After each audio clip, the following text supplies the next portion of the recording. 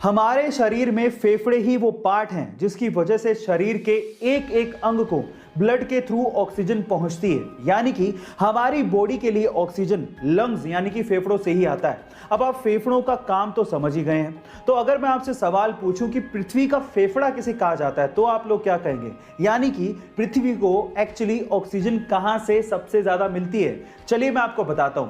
पृथ्वी का फेफड़ा कहा जाता है अमेज़न के जंगलों को, जो कि दुनिया के सबसे बड़े रेन फॉरेस्ट माने जाते हैं, जहां से पृथ्वी को 20% यानी कि 20% ऑक्सीजन मिलता है।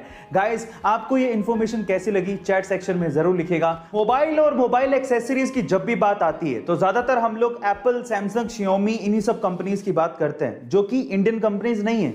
लेकिन इलेक्ट्रॉनिक्स की दुनिया में एक इंडियन ब्रांड बहुत तेजी से आगे बढ़ रहा है और इन विदेशी कंपनियों को टक्कर भी दे रहा है। मैं आपकी जानकारी के लिए आपको बता दूं कि पूरी ही दुनिया में एप्पल, हुआई, शियोमी और सैमसंग के बाद ये इंडियन ब्रांड 5वां सबसे ज्यादा यूज किया जाने वाला ब्रांड बन चुका है। इस ब्रांड का नाम है बोट।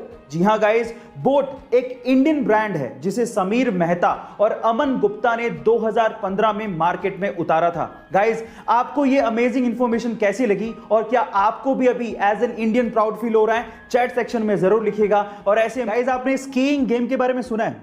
सुना होगा, और नहीं सुना तो देखा तो जरूर होगा, जिसमें एक लकड़ी के पट्टे पे खिलाड़ी बर्फ के ऊपर यानी कि आइस के ऊपर स्लाइड करता है। अब ये एक इंडियन गेम तो नहीं है, लेकिन अगर मैं आपसे सवाल पूछूं कि वो कौन सी पहली भारतीय महिला है जिसने इंटरनेशनली भारत को पहली बार कोई पदक दिलाया हो स्कीइंग में, क्या आप जानते हैं? चलिए मैं आपको बताता हूं।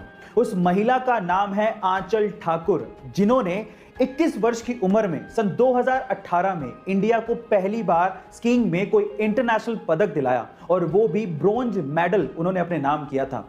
और इस पर प्रधानमंत्री मोदी जी ने उन्हें मुबारकबाद भी दी थी। गाइस, आपको ये इंफॉर्मेशन कैसी लगी चैट सेक्शन में जरूर लिखिए। बॉलीवुड की फिल्मों के लिए आज 100 करोड़ का बिजनेस करना कोई बड़ी बात नहीं है, लेकिन अगर मैं आपसे सवाल पूछूं कि बॉलीवुड की वो कौन सी ऐसी पहली फिल्म थी जिसने वर्ल्ड वाइड सबसे पहले 100 करोड़ के बिजनेस के आंकड़े को पार किया था, तो आप लोग क्या कहेंगे?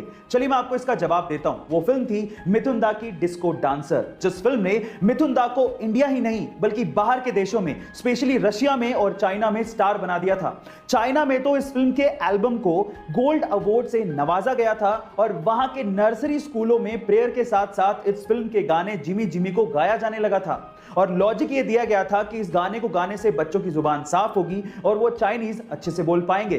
गाइस, आपको ये इंफॉर्मेशन कैसी लगी चैट सेक्शन में जरूर लिखिए। गाइस, आपने अभी तक गैस के सिलेंडर भारी भरकम स्टील या लोहे के बने देखे होंगे, लेकिन हमारे आसपास इतना सब कुछ चेंज हो रहा है, तो क्या गैस के सिलेंडर का रूप चेंज नहीं होना चाहिए? फिकर नोट गाइस, क्योंकि अब इंडेन आपके सामने नए तरह के गैस सिलेंडर लेकर आ चुका है, जो कि बने हैं फाइबर के। आप ठीक सुन रहे हैं। जहां पुराने सिलेंडर स्टील के बने होते थे वो काफी ज्यादा भारी होते थे, लेकिन नए सिलेंडर अब फाइबर के बने हैं, जो कि उससे 50% तक हल्के होंगे। मजे की बात यह है कि उनका कुछ हिस्सा पारदर्शी होगा, जिसके थ्रू आप आसानी से गैस के लेवल का पता कर सकते हैं कि उसमें कितनी गैस बची है, और ये आपको अलग अलग कलर्स में मिलेंगे, इसलिए रसोई में रखे हुए काफी अच्छे लगेंगे। और ये फाइबर के बने हैं, इसलिए सुरक्षित भी होंगे। गाइस, आपको फाइबर के सिलेंडर के बारे में जान के कैसा लगा चैट सेक्शन में जरूर लिखिएगा, और ऐसे अमेजिंग वीडियोस के लिए YouTube पे हमारे चैनल को सब्सक्राइब कर लीजिएगा।